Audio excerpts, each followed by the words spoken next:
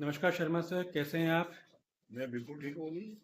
शर्मा नमस्कार। सर, आज फिर आपके पास अपना एक सवाल लेकर आए हैं और सवाल रामायण के ऊपर ही है। और हम ये जानना चाहते हैं कि वाल्मीकि जी ने रामायण पहले लिखी थी या रामायण उनके लिखने के बाद घटित हुई। तो इस सवाल का काफ़ी संशय है हमारे दिमाग में, तो मैं चाहता हूँ कि आप इस संशय को दूर करें। हाँ, नमस्कार। इस पे मैं क्लियर करना चाह रहा हूँ कि जो रामायण के आदि लेखक हैं वो महर्षि वाल्मीकि हैं। और वाल्मीकि जी की रामायण को ही प्रमाणिक माना जाता है, क्योंकि वाल्मीकि जी उसी वक्त इस धरती पे थे जब ये रामायण घटित हुई। रामायण के एक पात्र के रूप में महर्षि वाल्मीकि हैं। वाल्मीकि के बारे में कहा जाता है कि वो एक महान संत थे। उनके पिछले जन्म के बारे में ये कहा जाता है कि वो जो सबसे पहला उनका जन्म था वो एक प्रचेता के पुत्र थे। प्रचेता जो है भगवान ब्रह्मा के मानस पुत्र माने गए। प्रचेता की जो है भगवान ब्रह्मा की छठी पीढ़ी में हुए हैं। उनके एक पुत्र के रूप में वाल्मीकि जी का जन्म हुआ था। तब उनका नाम वाल्मीकि नहीं था, लेकिन ऐसे कुछ ग्रंथों में पाया जाता है कि उनका नाम जो है रत्नाकर था। और वो कुसंगवश अपने जो उनका कर्म था, जो उनकी जिससे वो अपनी रोजी रोटी कमाते थे, उसको छोड़कर शिकार करने लगे। और शिकार करने से जो है वो शिकारी बनकर पक्षियों को या जीव जंतुओं को मारते थे। उसके दूसरे जन्म में वो अच्छे घर में पैदा हुए, लेकिन फिर उनके जो पूर्व जन्म के संस्कार थे वो प्रबल हो गए। और फिर जो है वो बहेलिए का या एक डाकू का रोल करने लगे। और ऐसे रोल करते करते करते एक बार जो है वो कुछ संतों को पकड़ लेते हैं और उनसे जो है उनका सब कुछ छीन लेते हैं। तो जो संत हैं उनसे उनसे अपने महर्षि जो बाद में वाल्मीकि हुए, उन रत्नाकर जिनका नाम है, तो उनसे पूछते हैं कि आप जो काम कर्म कर रहे हैं, जो पाप कर्म कर रहे हैं, क्या इस पाप कर्म में आपकी जो परिवार है वो भी भागीदार है? तो वो क्या करते हैं कि उनको जो संत हैं उनको बांध के और अपने घर में चले जाते हैं और उनसे पूछते हैं कि भाई जो मैं ये करता हूँ, ये कर्म करता हूँ, उसका फल आपको भी भोगना पड़ेगा।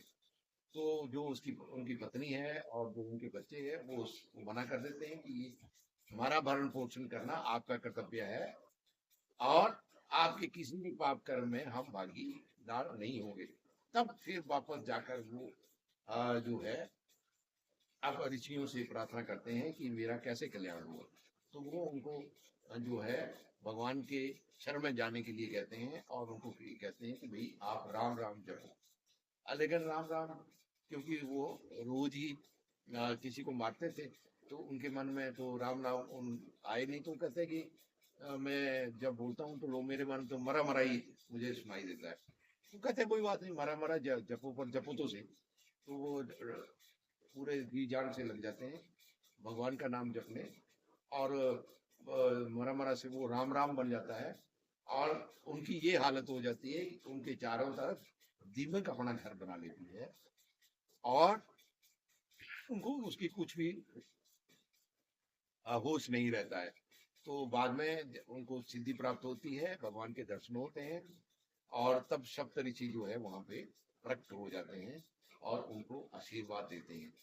और इसी कड़ी में जब वो थोड़े दिन तपस्या करने के बाद जब वो उनको भगवान के दर्शन हो गए, तो वो कुछ शिष्यों को अपने साथ रखते थे, उनको वेदों का ज्ञान देते, वो वेद पढ़ाते थे, उनकी शिक्षा का ध्यान रखते थे। इसी इसी में एक दिन जो है, जो महर्षि नारद जो है उनके आश्रम में आते हैं।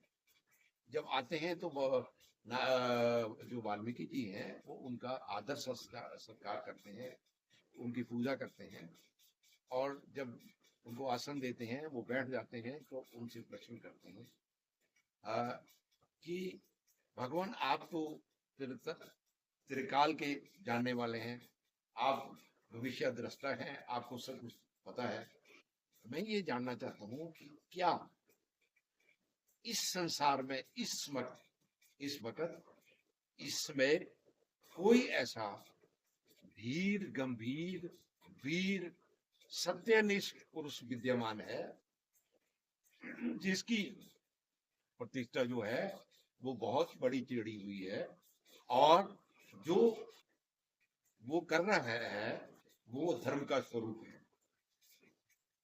ऐसा करने पर नारद जी उन्हें जो है ये भगवान राम के बारे में बताते हैं, और ये कहते हैं कि भगवान राम जो है इसी धरती पर विराजमान है, और वो उन्होंने बहुत अच्छे ऐसे कर्म किए हैं जो कि सबके लिए आदर्श है।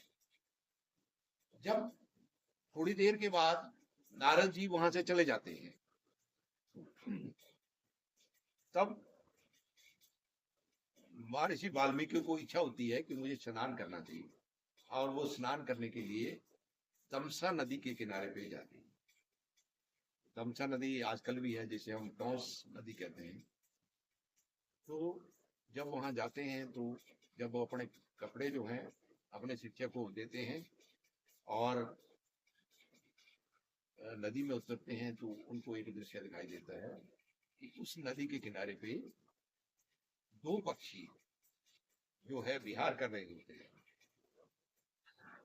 तो उनको जो है एक शिकारी वहां आता है और एक तीर चला देता है, जिससे कि उस नर पक्षी की मौत हो जाती है, और जो मादा पक्षी है बहुत चिल्लाने लगती है, बहुत विलाप करने लगती है।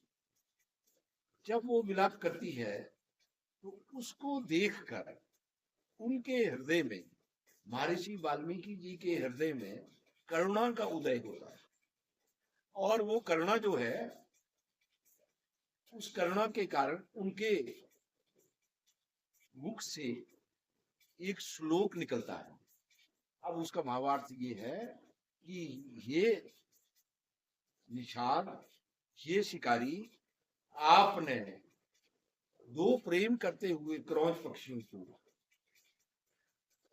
पक्षियों में से एक को, दो में से एक को मार दिया, आपको कभी शांति की प्राप्ति ना हो।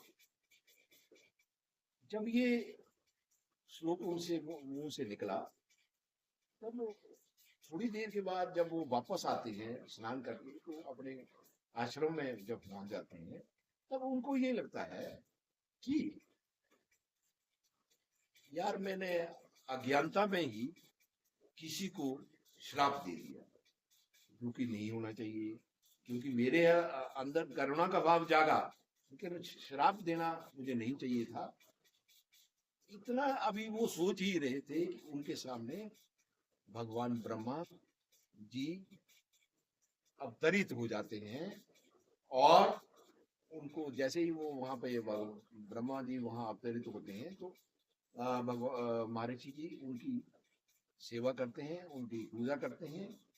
फिर ब्रह्मा जी को आसन दिया जाता है, ब्रह्मा जी वहां बैठ जाते हैं, और फिर ब्रह्मा जी वाल्मीकि जी से कहते हैं कि जो आपके मन में शंका पैदा हुई है कि मैंने श्राप दे दिया, इसकी चिंता ना करिए, क्योंकि आपके मुंह से ये निकला हुआ पहला श्लोक ही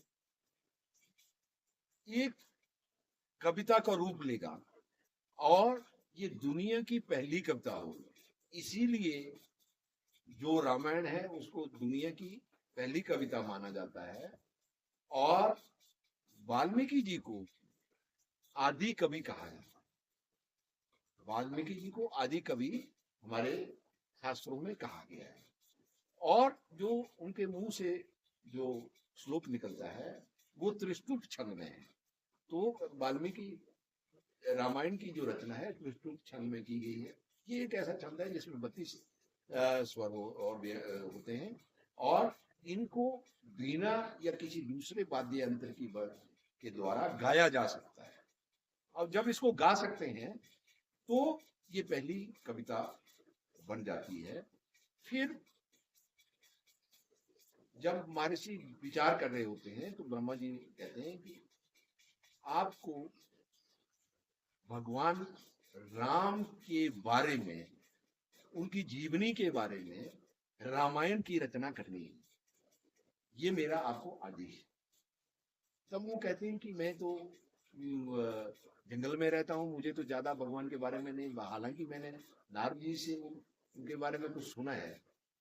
तब कहते हैं कि ब्रह्मा जी ने उन्हें कहा, आप जब ध्यान में बैठेंगे तो राम से जुड़ी हुई हर एक घटना जो भूतकाल में हो चुकी है या वर्तमान में हो रही है या भविष्य में जो होगी, वो आपके ध्यान में बिल्कुल स्पष्ट आ जाएगी। ऐसे स्पष्ट जैसे कि आपके हाथ पे रखे हुए आंवले की तरह आप सारी घटनाओं को बड़े प्रत्यक्ष रूप में देखेंगे। और इतना कहकर भगवान ब्रह्मा जी वहां से चले जाते। फिर जो महर्षि वाल्मीकि है वो ध्यान में जब बैठते हैं तो उनमें उन्हें भगवान राम से संबंधित कैसे उनका जन्म होता है, कैसे वो बड़े होते हैं, कौन कौन से वो काम करते हैं, और कैसे जो है वो विद्या ग्रहण करते हैं, कैसे वो जो है भगवान राम विश्वामित्र जी के साथ जाते हैं, जानकी जी से उनकी विवाह होता है, और उसके बाद वनवास कैसे होता है, वनवास की सारी घटनाएं, लंका युद्ध और लंका युद्ध के बाद जो जब वो वापस आ जाते हैं, वो सारी घटनाएं जो है उनके मन में उनको बिल्कुल दिखाई देती हैं, प्रत्यक्ष की। तो इसका कंक्लूजन ये है कि जो रामायण लिखी गई है और जो रामायण घटित हो रही थी वो सब पैरेलल था। हाँ, साथ के साथ ही हो रहे थे। वो पैरेलल ही हुआ था। और वाल्मीकि जी उसमें वहां पे इस धरती पर विराजमान थे। ऐसा नहीं है कि वाल्मीकि जी ने बाद में लिख दिया या वाल्मीकि जी ने पहले लिख दिया। वाल्मीकि जी रामायण के एक पात्र हैं। फिर जब वो रामायण की वो रचना कर देते हैं संस्कृत में, तब उनके मन में विचार आता है, क्योंकि उन दिनों जो है पुस्तकें तो नहीं होती थी और जो भी विद्या दी जाती थी वो कंठस्थ होती थी। तो उनके मन में विचार आया कि मैंने ये तो इसकी रचना तो कर दी, और लेकिन अब इसको मैं किसको पढ़ाऊं जिसकी बुद्धि बड़ी कुशागर हो, क्योंकि रामायण एक बहुत विस्तृत रचना है। इसमें 24,000 श्लोक हैं और 500 सर्ग हैं और 7 जो हैं इसके भाग हैं, 7 इसके कांड हैं। अब ये प्रश्न उठता है कि ऐसे इतनी बड़ी जो रचना है उसको कौन याद करेगा। तब फिर वो देखते हैं कि उनके मन में ऐसे सोच रहे होते हैं कि उनके आश्रम में ही रहने वाले 2 बच्चे कुश और लव वहां आते हैं और उनके चरणों में प्रणाम करते हैं। कुश और लव जो है बहुत कुशागर बुद्धि थी और उनका आचरण भी बहुत अच्छा था। वो गुरु जी के, वाल्मीकि जी के शिष्य थे। तो उनके विचार में आता है कि मैं सबसे पहले रामायण जो है इन्हीं को पढ़ाऊंगा, इन्हीं को कंठस्थ कराऊंगा। और जैसे ही वो इसको कंठस्थ कर लेते हैं तब फिर वो उसको गाना शुरू करते हैं, क्योंकि जो कुश और लव थे ये संगीत शास्त्र के बहुत ही बड़े मर्मज्ञ थे। वीणा पे उनका पूर्ण अधिकार था और संगीत की सारी विधाओं को वो जानते हैं। जब उसको कंठस्थ कर लेते हैं तो उसके बाद क्या होता है कि क्योंकि वो महर्षि वाल्मीकि का आश्रम था जो कि एक बहुत उस समय के बहुत बड़े विद्वान थे और वेदों के ज्ञाता थे। उनके पास बहुत से लोग, जिसे हम कह सकते हैं कि संत, महात्मा, महर्षि और ब्राह्मण लोग, जिनका भगवान के चरणों में अनुराग था, उनसे विद्या ग्रहण करने के लिए या उनसे चर्चा करने के लिए उनके आश्रम में आते रहते थे। तो जब भी मौका मिलता था, ये दोनों जो बच्चे थे, उनकी उम्र बहुत ज्यादा नहीं थी उस वक्त, 8 9 7 8 साल रही होगी। वो क्योंकि रामायण उनको कंठस्थ थी, उनको उसको रामायण को उन्होंने जिहागर कर लिया हुआ था। उसको करने के बाद वो उस सभा में वीणा के साथ गाकर उस रामायण को सुनाते थे। एक बार की बात है कि जब वो इसी तरीके से उसको सुना रहे थे, तो वहाँ ऋषि लोग बैठे हुए थे, या जो विद्वान ब्राह्मण वहाँ पे विराजमान थे। जब उन्होंने उसका एक पार्ट सुना दिया, तो उसको सुनकर उन्हें ऐसा लगा कि ये जो बच्चे सुना रहे हैं, क्योंकि रामायण तो का हो चुकी है, उसका बहुत सारा जो घटनाएं पहले हो चुकी हैं, लेकिन ये बच्चे इस तरीके से सुना रहे हैं कि ऐसे लग रहा है कि अभी हमारे सामने हो रही, क्योंकि उनका सुनाने का ढंग अति अद्भुत है। शास्त्र, संगीत शास्त्र के ज्ञाता होने के कारण वो बहुत ही मधुर स्वर में रामायण को गाते हैं। तो जैसे ही उन्होंने सुनाया, तो उन्होंने सभी ऋषियों ने उन्हें जो है उनमें कुश और लव को बहुत ही आशीर्वाद दिए। सबने आशीर्वाद दिए, किसी ने उनको कमंडल दिया, किसी ने उनको अंग वस्त्र दिया, किसी ने उनको जो उनके दूसरे जो, क्योंकि जो वहाँ रहते थे तो वो तो ब्रह्मचारी थे, तो ब्रह्मचारी के उसमें जब जो भी उनके काम की चीजें थी वो सब ने उनको दी। किसी ने उनको मेखला दी, किसी ने उनको दूसरी वस्त्र दिए और उनको बहुत ही आशीर्वाद दिया, आप बहुत ही यशस्वी बने और आपका यश जो है इस संसार में फैले।